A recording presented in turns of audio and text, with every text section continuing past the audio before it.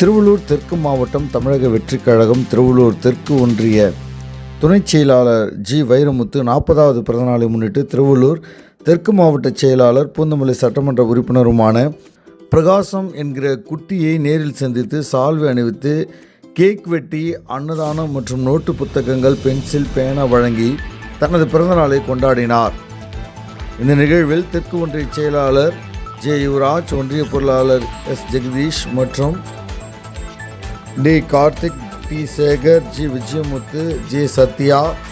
G Palani ஆகியோர் வாழ்த்து தெரிவித்து சால்வை அணிவித்து பிறந்தநாள் நல்வாழ்த்துக்களை தெரிவித்துக் கொண்டனர்.